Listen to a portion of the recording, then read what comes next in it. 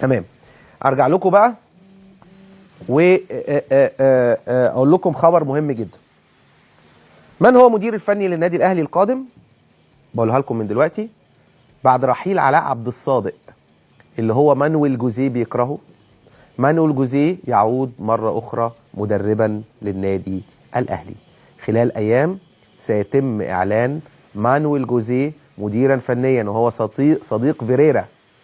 والدوري هيحلو، الدوري هيولع، الدوري هيبقى ممتع، الدوري هيبقى قوي. مانويل جوزيه ممكن يكون مش الخميس اللي جاي اللي بعديه في الإمارات هو اللي بيقود مباراة السوبر، ولا ممكن مانويل جوزيه على حد علمي ممكن يقول لهم انا هتولى المهمه بعد مباراه السوبر.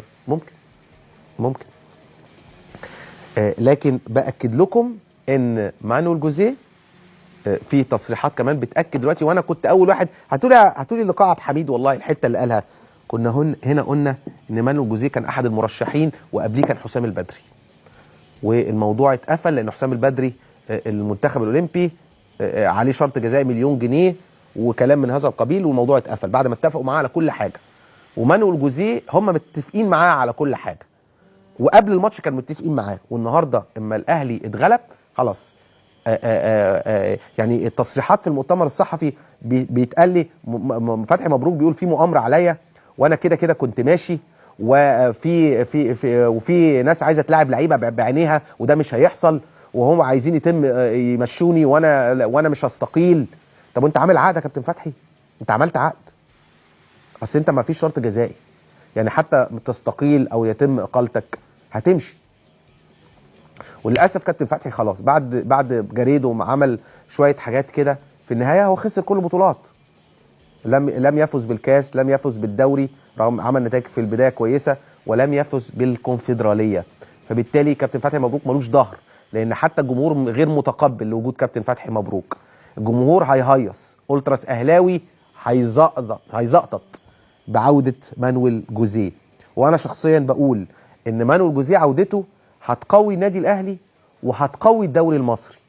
لما يكون مانويل جوزيه وفيريرا وشوقي غريب وحسن شحاته وميدو واحمد حسن وهاني رمزي وحماده صدقي، يعني لا في يعني مدربين تقال، وطارق يحيى، في مدربين تقال، وفي دوري قوي، وفي لعيبه مميزه.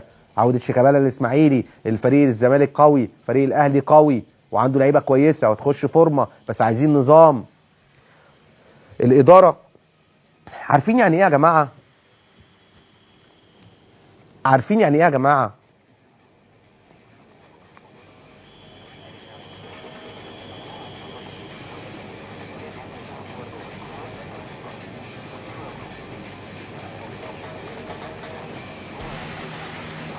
طيب احنا كلمنا مانويل جوزيه دلوقتي حالا وقلنا له انت ايه رايك في الموضوع؟ قال انا طبعا علاقتي كويسه جدا بالجمهور وبجمهور النادي الاهلي، لكن انا ما بفكرش في الموضوع دلوقتي. فسالناه قلنا له طب مانويل جوزيه حضرتك لو يعني ما اعرفش قال حضرتك بالانجليزي ازاي، محمد عبد الواحد، بس هو محمد عبد الواحد اللي كلمه. وهو بيقول ان انا دايما اسمي مطروح من قبل الجماهير بس مفيش حد كلمني.